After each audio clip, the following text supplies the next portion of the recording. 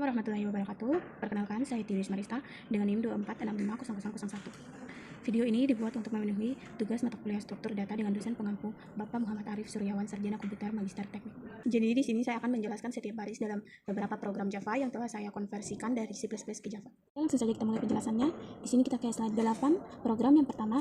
Jadi program ini merupakan program penentuan kelulusan berdasarkan nilai. Jadi pada baris pertama program ini ada pack slide 8 garis bawah 1, itu fungsinya untuk menyatakan bahwa file ini adalah bagian dari paket bernama slide 8 garis bawah 1. Selanjutnya ada baris yang ketiga, yaitu import Java until scanner. Situ fungsinya untuk mengimport kelas scanner dari pustaka Java, digunakan untuk membaca input dari pengguna. Selanjutnya ada baris keempat, di situ ia mendefinisikan kelas slide 8 garis bawah 1.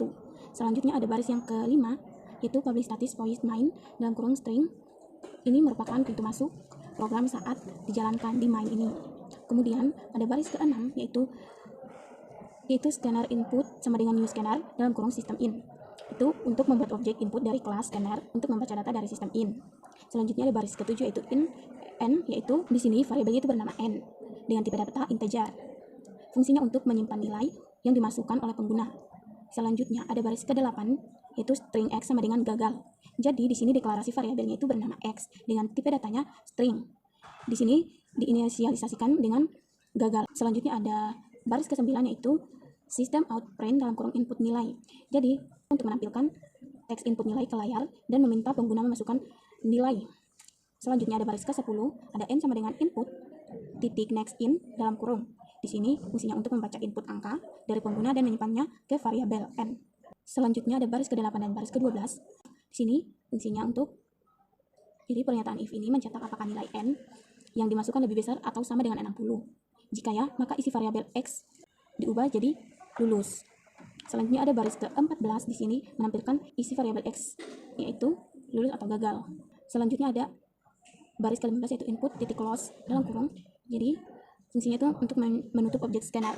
Jadi di sini kita running, nanti kita disuruh untuk menginput nilai. Jadi kalau kita isi nilainya 60, nanti kita di sini akan menyatakan lulus, karena di sini jika nilainya lebih besar sama dengan 60, maka kita akan dinyatakan lulus. Jika kita input nilainya di bawah dari 60, maka kita akan dinyatakan gagal. Selanjutnya masih pada slide ke-8, ada program yang kedua.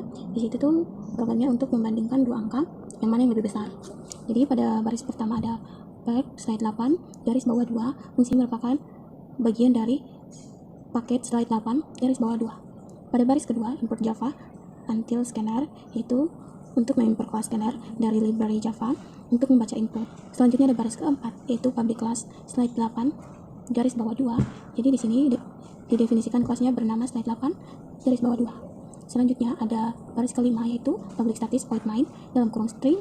Di situ dieksekusi pertama kali programnya. Selanjutnya ada baris ke-6, yaitu scanner input sama dengan new scanner dalam kurung system in. Di situ untuk membuat objek input dari kelas scanner untuk membaca data dari sistem in. Selanjutnya ada baris ke-7. Di sini ada in A, B. Di sini variabelnya bernama A dan B dengan menggunakan tipe data integer untuk menyimpan angka yang dimasukkan pengguna. Selanjutnya ada baris ke-8, yaitu system out print dalam kurung input angka pertama.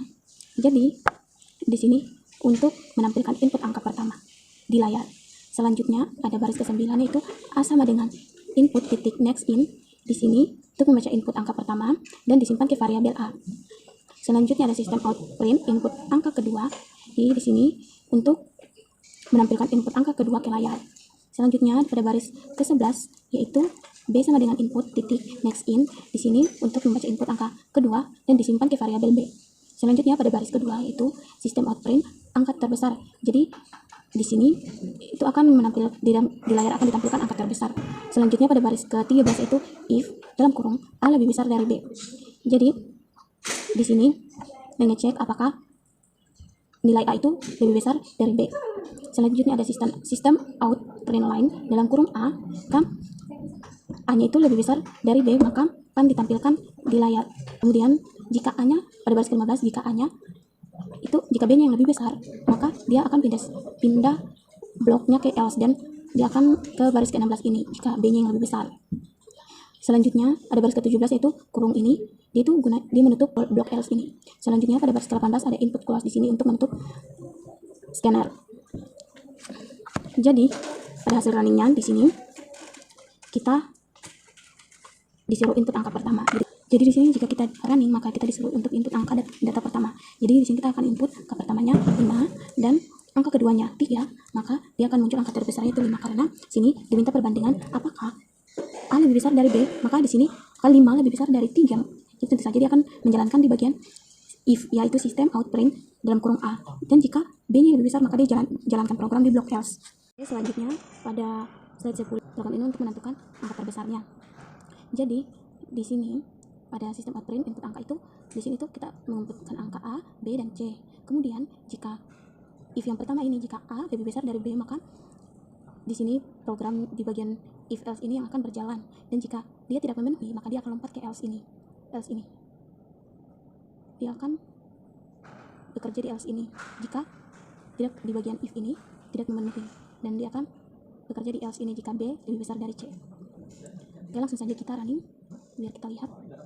Di sini saya input angka A nya itu 4, selanjutnya angka B nya itu 6, dan selanjutnya angka C itu 5, maka hasilnya angka terbesarnya itu 6.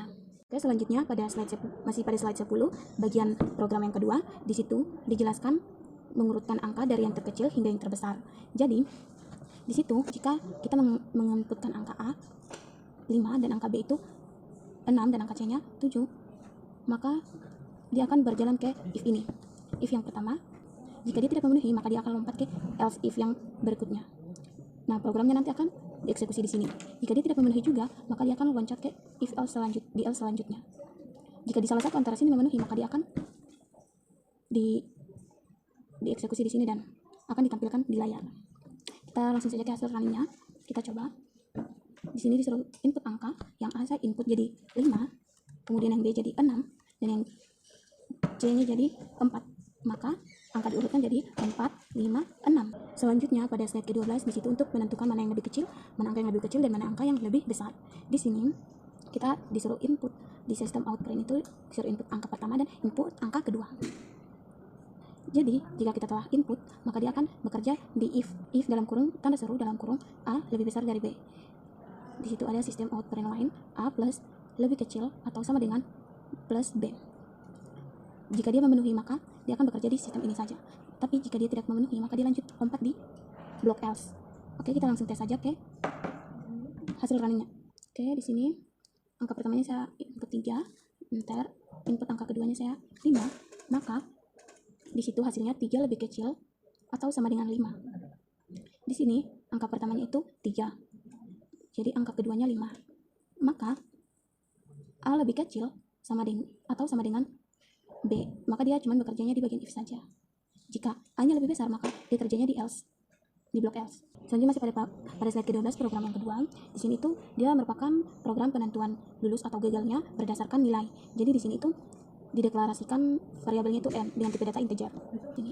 Kemudian di sini itu if-nya itu jika memenuhi n lebih dari sama dengan 80 dan n kurang dari 90, maka itu dia itu jika nilainya 80 ke atas maka dia lulus. Jika nilainya kurang dari 90 maka dia itu gagal.